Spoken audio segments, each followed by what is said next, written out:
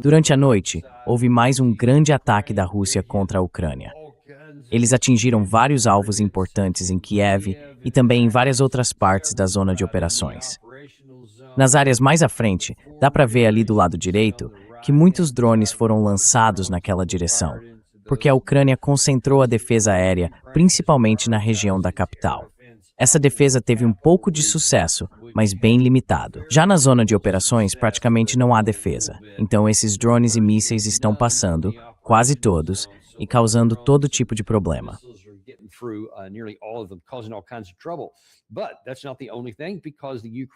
Mas isso não é tudo, porque o próprio lado ucraniano está revidando.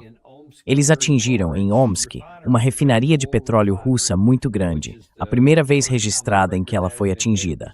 Foram mais de 3.000 quilômetros de distância. Isso está causando problemas sérios para a Rússia. Pelo que parece, no geral, todos esses ataques recentes estão afetando bastante a capacidade de refino do país, e isso está obrigando o governo a começar a racionar combustível, até mesmo em Moscou e em outras regiões da Rússia. Enquanto isso, na véspera da reunião da OTAN, que começa amanhã, a Ucrânia está dizendo, olha, a gente precisa de mais sistemas Patriot.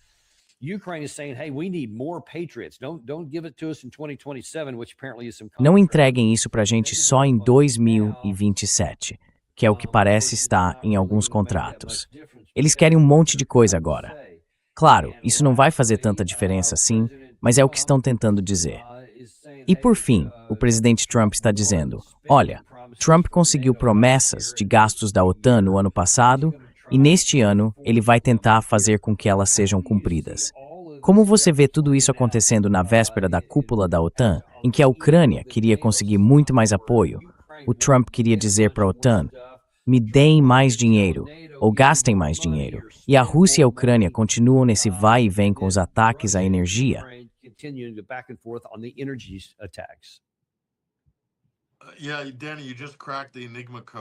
Pois é, Dani, você acabou de decifrar o código enigma do conflito na Ucrânia.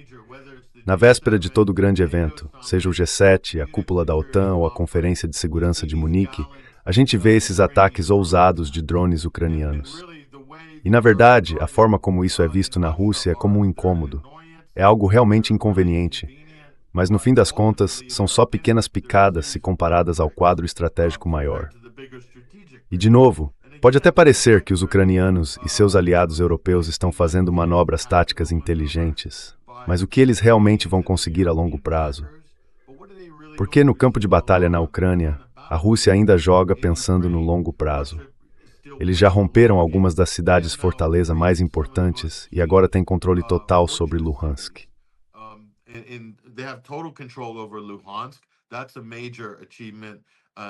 Isso é uma grande conquista e também um dos principais objetivos iniciais da operação militar original. E eles estão muito perto de conseguir isso em Donetsk também. Então, em relação ao Donbas e também a algumas das principais fortificações que protegiam Kharkiv. E além disso, Odessa não vai ficar muito atrás. Esses são, digamos, os objetivos estratégicos de longo prazo da Rússia, garantir o seu perímetro. E eles vão alcançar essas metas, independentemente de as refinarias continuarem sendo atingidas por ataques de drones ucranianos. A Ucrânia pode até estar vencendo a guerra da mídia. Pode estar vencendo a guerra de arrecadação, com o financiamento da OTAN e o apoio dos aliados ocidentais, mas está perdendo a guerra real, no campo de batalha. Isso está bem claro em praticamente todos os relatórios que conseguimos encontrar e em todos os dados que estamos analisando.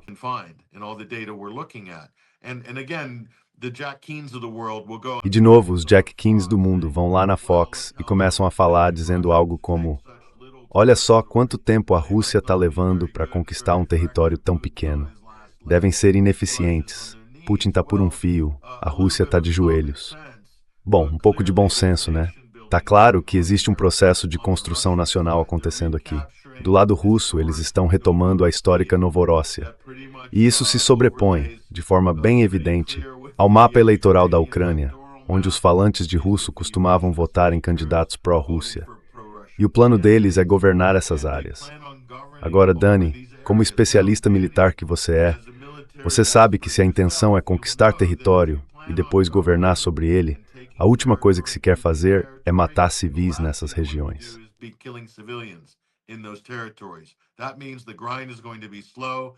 Isso significa que o avanço vai ser lento, vai ser cansativo, vai exigir muito cuidado, e nesse processo, o próprio lado russo vai acabar sofrendo várias perdas.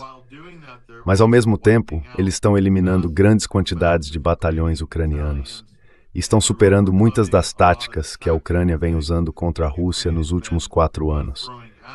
Eu não estou dizendo que isso é bonito, nem que essa é uma guerra limpa para qualquer um dos lados. Mas está muito claro qual é a estratégia russa e a expulsa. O que eu não tenho tanta certeza é qual é a estratégia ucraniana, ou a dos Estados Unidos, ou a da Europa nesse sentido.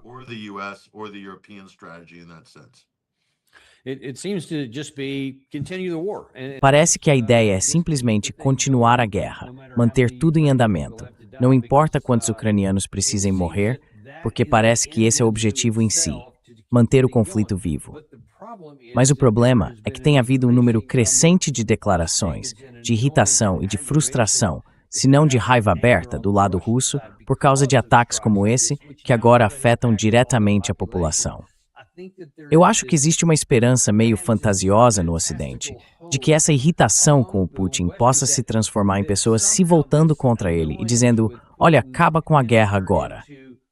Você vê alguma chance disso realmente acontecer?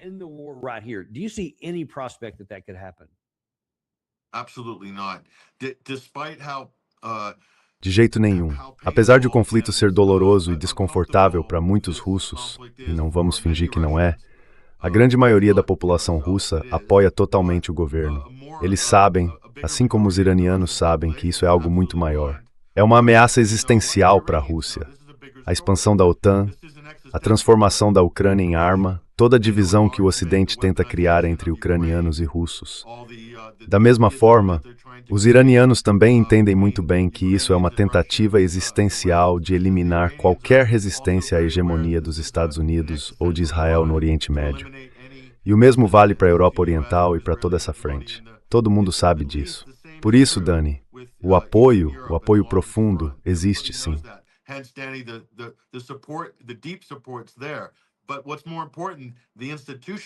Mas o mais importante é que as instituições na Rússia vão apoiar o presidente. E o Putin, mesmo que ele esteja perdendo 5, 6, 7, digamos que ele tenha perdido 10% nas pesquisas de aprovação e coisa assim, ainda está, muito confortável, com algo em torno de 70% de aprovação. Compare isso com qualquer outro líder em qualquer lugar do mundo. Eu diria que o Vladimir Putin está em uma posição muito boa nesse sentido. Então, de novo, se eles estão achando que isso vai, de alguma forma, tirar o tapete do presidente russo, o que estão fazendo, na verdade, é fortalecer os linha dura. Os linha dura na Rússia estão ganhando mais espaço agora. E isso não é uma boa notícia para o Ocidente. Desculpa, mas não é mesmo. Então eu acho que eles precisam reavaliar essa, entre aspas, estratégia.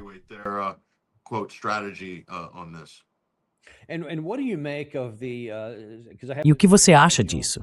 Porque eu não te entrevistei desde que ele disse isso antes. O presidente Trump entra no cargo dizendo, eu vou acabar com isso em um dia.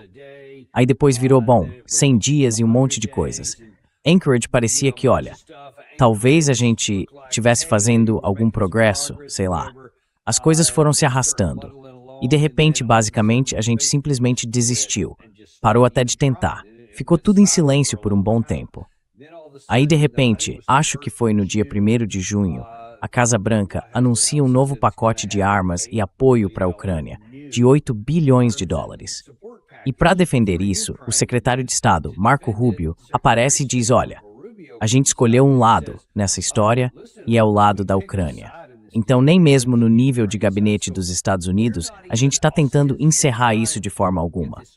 Qual é, então, a estratégia dos Estados Unidos agora? O que a gente está tentando alcançar?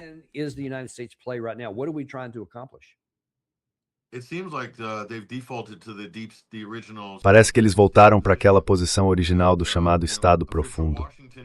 E você sabe, o Washington oficial vence de novo. Dani, eles continuam invictos, o Washington oficial. Passam vários presidentes, campanhas, partidos diferentes, mas o Estado profundo continua jogando aquele jogo perfeito, sem erros, já faz um bom tempo, pelo menos nos últimos 5 ou 6 governos dos Estados Unidos. Então, de novo, é a mesma velha história. O ponto importante para a gente, e eu me incluo como parte do eleitorado, é perceber a distância entre o que o público quer em cada eleição e o que o público realmente recebe da classe política depois que eles são eleitos.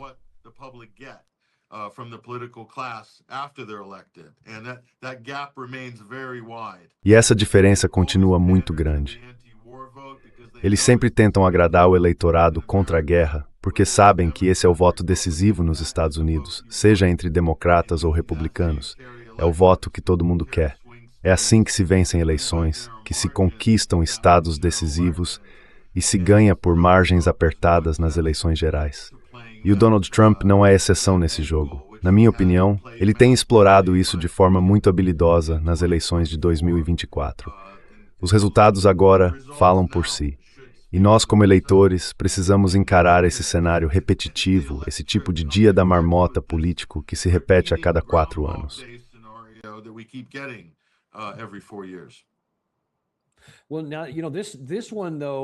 Olha, esse caso aqui pode ter consequências ainda maiores do que a nossa falta de ação no Oriente Médio.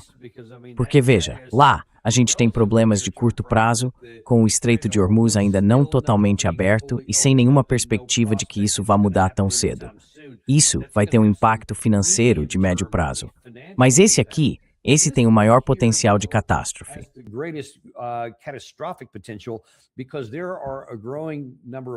Porque tem um número cada vez maior, claro. E você mencionou entre os falcões da guerra lá no alto escalão da Rússia, que estão pressionando mais o presidente Putin para atacar a Europa Ocidental. Eles dizem que estão cansados de permitir que os países ocidentais usem o espaço aéreo, a inteligência, os sistemas de mira, a produção industrial deles, e por aí vai, para usar tudo isso contra cidades russas e assim por diante. Eles estão dizendo, olha, já passou da hora de revidar. E sabe, para mim não parece, quer dizer, na sua visão, porque você conversa com muita gente diferente, não parece que a Rússia vai continuar levando pancada sem reagir. Você acha que existe o risco de que em algum momento, e você pode definir o que seria esse momento, a Rússia realmente haja fora das fronteiras da Ucrânia?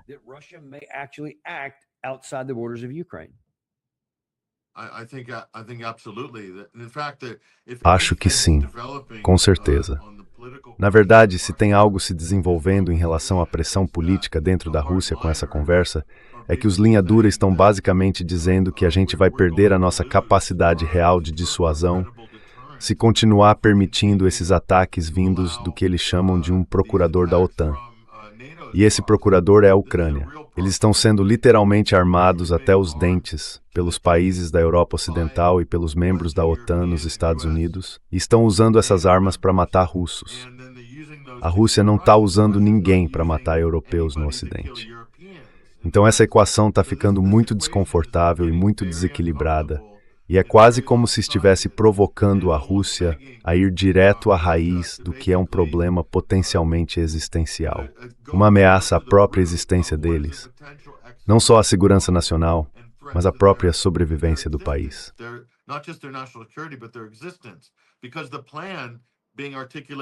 Porque o plano que está sendo articulado pelas mentes na Alemanha, em Berlim, em Paris e em Londres é o seguinte: eles acreditam que podem sobrecarregar, e podem mesmo, e isso está sendo discutido em nível de think tanks.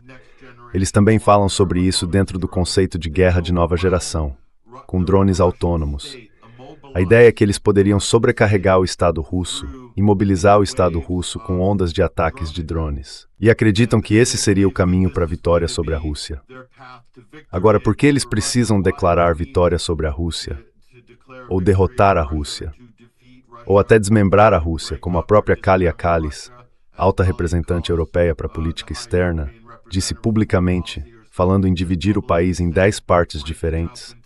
Porque essa necessidade do Ocidente existe, é algo que ninguém entende direito.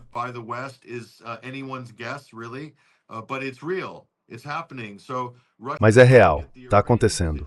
A Rússia está olhando para a situação do Irã, E o Irã lidou com isso bem rápido, atacando bases e instalações dos Estados Unidos, os mesmos tipos de alvos que estavam atingindo o Irã, os aliados americanos, ou as posições dos Estados Unidos na região. E o que aconteceu com os países do Golfo? Eles basicamente cederam ao Irã. Então a Rússia está observando isso e pensando, o que os europeus realmente vão fazer se a gente demonstrar algum tipo de dissuasão em solo europeu? Será que eles vão mesmo escalar o conflito? Será que os Estados Unidos vão de fato ajudar? Ou vai haver um tipo de pânico na Europa, do tipo, como é que a gente chegou até aqui?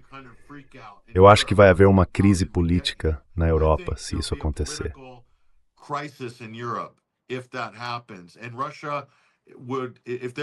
E a Rússia, se estiver calculando isso, e é uma decisão política, com um efeito claramente político, Danny, não se engane, segue exatamente aquela visão de Clausewitz, de que a guerra é uma continuação da política por outros meios. A Rússia acredita totalmente nisso. Então é uma aposta que os europeus estão, digamos, fazendo agora. Eles acham que a Rússia está blefando, para ser bem direto. Mas para onde isso vai nos levar? Será que a gente precisa reaprender por que todos aqueles acordos bilaterais e multilaterais de mísseis e de desarmamento nuclear foram criados durante a Guerra Fria? A gente vai ter que redescobrir isso tudo de novo? Vamos ter que passar por todo aquele processo mais uma vez, coletivamente no Ocidente, para provar por que precisamos desses acordos. Essa é uma pergunta que as pessoas no Ocidente precisam se fazer.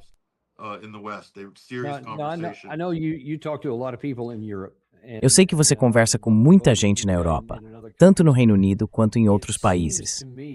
Me parece que, pelo menos, entre as elites que estão no poder nesses países europeus, e, para ser sincero, já quase não faço exceção para ninguém, eles realmente acreditam que a Rússia está só blefando, que não existem linhas vermelhas, que enquanto não houver, digamos, um caça francês disparando um míssil diretamente contra a Rússia, enquanto houver algum tipo de negação plausível ou uma zona de separação, tipo, eles entregam o míssil para a Ucrânia e a Ucrânia dispara, de alguma forma eles acham que isso é um passe livre, que não precisam se preocupar. Eu acho que eles realmente acreditam que não há linha vermelha, desde que mantenham essa separação, e que as coisas vão continuar assim.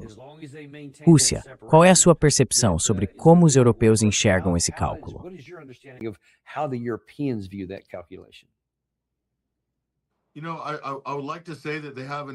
Olha, eu gostaria de dizer que eles têm uma posição independente sobre isso, Daniel. Mas isso volta à questão dos Estados Unidos nessa história. Essa insistência dos Estados Unidos de que os países europeus aumentem seus gastos com defesa, antes era 2%, depois pressionaram por 3%, agora falam em 5%, simplesmente não é algo que esses países possam bancar. Eles não têm como gastar esse tipo de dinheiro em defesa, quando é justamente a postura provocadora dos Estados Unidos e de alguns governos europeus que cria a ameaça contra a qual eles dizem precisar se defender. Então toda essa encenação, esse tipo de pantomima maniqueísta que foi construída aqui, na minha opinião, está sendo muito impulsionada pelos Estados Unidos, para ser bem franco.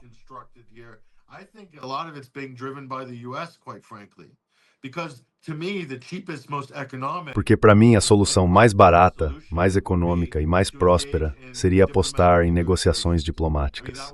Quer dizer, isso seria o ideal. Porque todos esses países europeus, Daniel, já estão historicamente gastando acima do orçamento. Alguns até tiveram que flexibilizar as regras fiscais de segurança da União Europeia, aquelas que servem para aprovar os orçamentos de cada país membro. Eles forçaram bastante a barra e criaram brechas para conseguir bancar todo esse chamado investimento e defesa. Só que isso não é realmente sustentável e vai gerar pressões inflacionárias que já são, de certa forma, um problema em todos esses países europeus.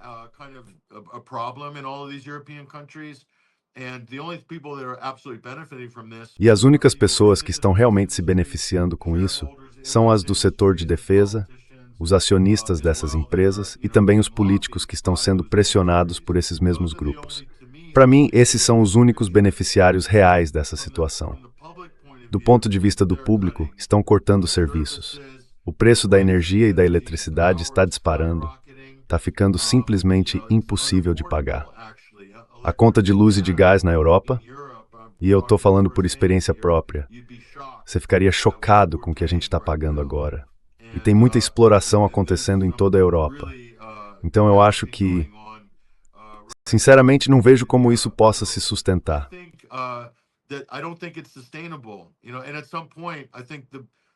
Sabe, em algum momento, eu acho que a pressão política vai chegar a um ponto em que, por pura questão de sobrevivência de alguns governos, eles vão ter que começar a se mover em direção a algum tipo de conversa diplomática para resolver a situação da Ucrânia com a Rússia. Porque essa é a única opção econômica, prática e provavelmente a mais segura se a ideia for manter o equilíbrio, a paz e a prosperidade na Europa. O que eles estão fazendo agora, o que estão defendendo, o que os Estados Unidos estão empurrando os europeus a fazer e tão mesmo, eles fingem que não estão se metendo, Daniel. Mas é uma pressão muito real, aplicada pela OTAN a partir de Washington.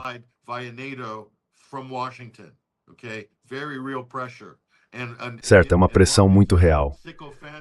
E muitos desses caras são do tipo bajulador, como Mark Rutte, ocupando vários cargos de decisão na Europa.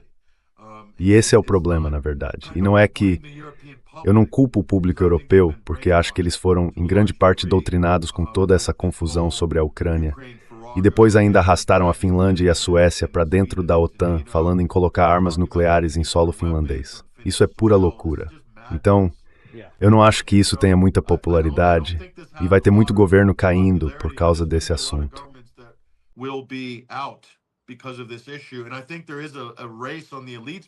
E eu acho que há uma corrida por parte das elites para escalar isso até um ponto em que, de alguma forma, isso vire uma crise militar ou um impasse ou algo assim, para reacender uma nova Guerra Fria, mais intensa, e depois recuar. Eu realmente não sei qual é a estratégia.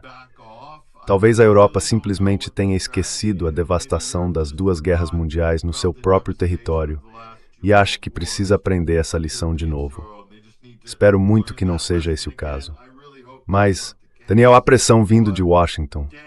Washington poderia encerrar isso em 24 horas ainda hoje, mas não tem vontade política nem interesse em fazer isso.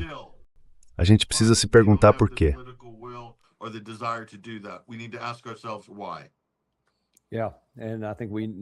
Acho que a gente já sabe a resposta para isso.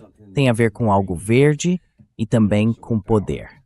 Olha, quero agradecer de verdade por você ter ficado até mais tarde e por ter falado sobre todos esses assuntos hoje. A gente realmente agradece e agradece a você também.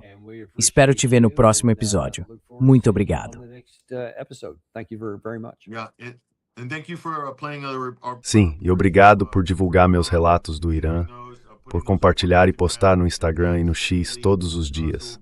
A gente vai lançar mais desses nos próximos dias e semanas para dar ao público ocidental e de língua inglesa uma visão um pouco mais ampla de como é a vida aqui, como é a política, a religião, a geopolítica. E foi por isso que viemos.